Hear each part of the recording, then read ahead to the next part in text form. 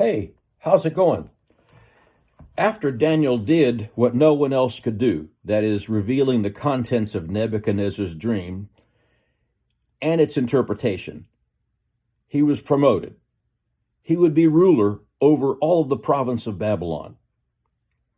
Something I overlooked last I talked with you is that he would also be promoted to be chief prefect over all the wise men. That's amazing that God would do that. These wise men, what they do for a living is what God absolutely forbids in the law. These guys who are diviners, soothsayers, enchanters, sorcerers, conjurers, those who call up the dead, that's what these guys do for a living. And God says back in the law of God, this is in Deuteronomy 18 and Leviticus 19, this stuff is absolutely forbidden. So God places his guy, his Hebrew guy, over these occultists. That's just an amazing thing. Well, over the years, the quite a few decades that follow, let me ask you this. What do you think transpired as Daniel would talk with these ministers? Would they influence Daniel, or would Daniel influence them? Well, we don't have access to the dialogue that transpired between Daniel and the wise men. But I can say this. Daniel gets off to a huge head start because he was able to reveal the contents and the meaning of the dream, where the wise men absolutely failed. And the wise men would owe their lives to Daniel, because as soon as Daniel declared the dream to Nebuchadnezzar, the execution was lifted. So these wise men would owe their lives to Daniel. So I don't think that they could influence Daniel too much. I think Daniel would be the one who would do the influencing. Well, Daniel would receive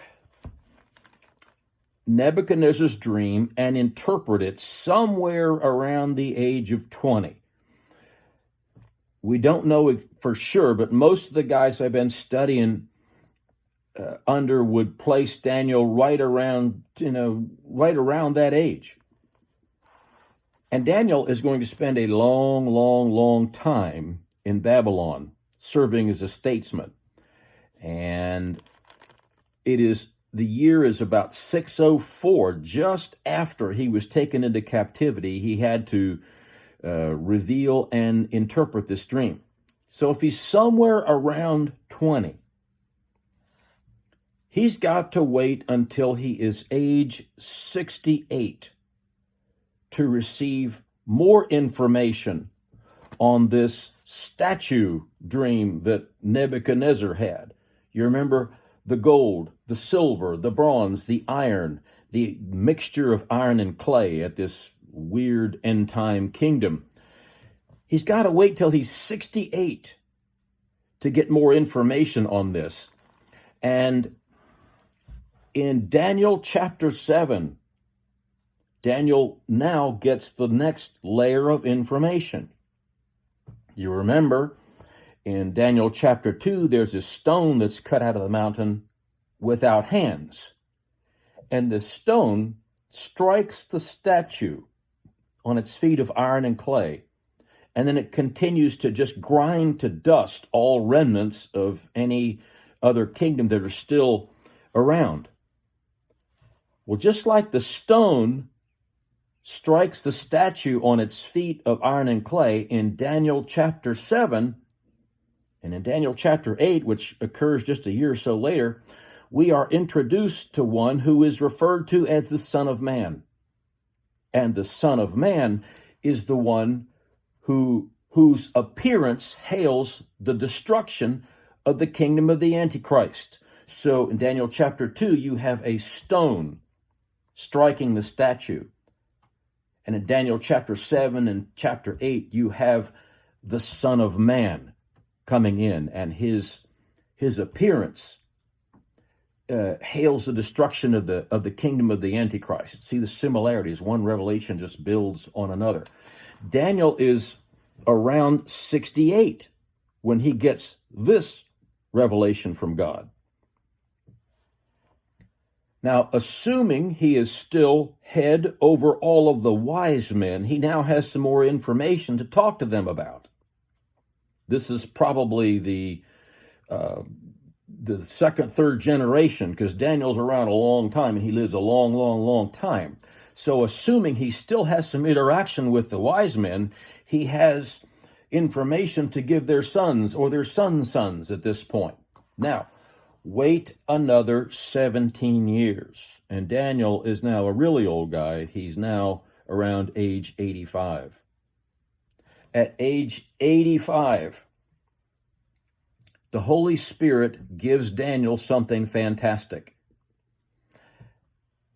At this age, Daniel is given a timetable by which the Jew can discern the timing of the appearance of the Messiah.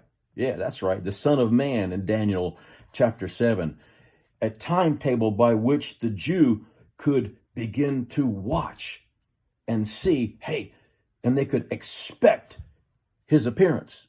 It's a fantastic chapter, and we'll have some, I was going to say we'll have some fun with it. We won't have fun with it, but it's kind of awesome when we get to it. Now, fast forward in time another 540 years. And who are these guys who in Matthew 2 come into Jerusalem and they're yelling, "Where is he who's been born King of the Jews? We saw his star in the east and we've come to worship him"? Who are these guys? Well, they're the Magi. And where are they from? Well, it says they're from the east. If you take out a map and you look out what is dead east of Jerusalem, dead east of Jerusalem, way out there, it's a city of Babylon. From the evidence that we have, it does appear that these guys would be descendants of people who would owe their lives to Daniel. From the evidence we have, it does seem like they did not influence Daniel, but Daniel influenced them. Talk to you soon.